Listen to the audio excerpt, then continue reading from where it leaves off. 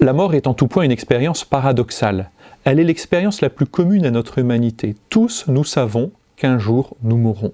Et dans le même temps, cette expérience est aussi très personnelle.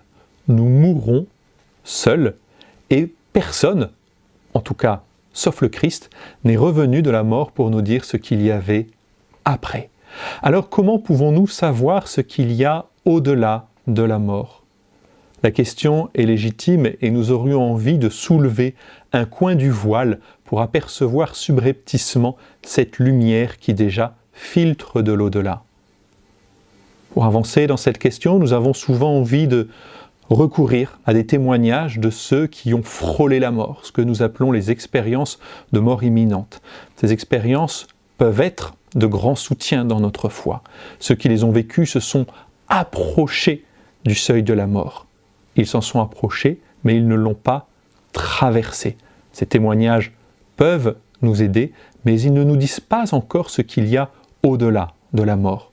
Parfois, nous pouvons également être tentés d'avoir recours à d'autres expériences, à des communications directes. Bien souvent, ces voies se révèlent sans issue et source de bien des déceptions.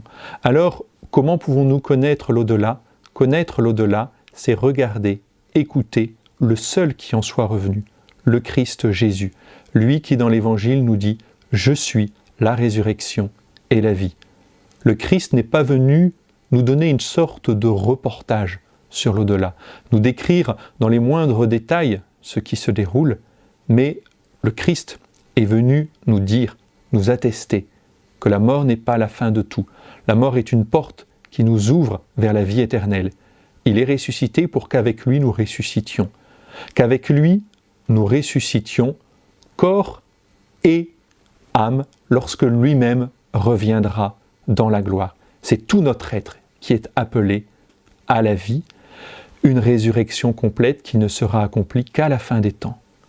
Et pour tous les défunts qui s'endorment dans la mort, dans le Christ Jésus, avant ce retour en gloire du Christ, nous savons que déjà ils participent à une première résurrection, que leur âme entre dans la vie éternelle, dans la plénitude de paix, de joie et d'amour que le Seigneur réserve à chacun et que d'ores et déjà, dans la foi, nous pouvons vivre aujourd'hui sur terre.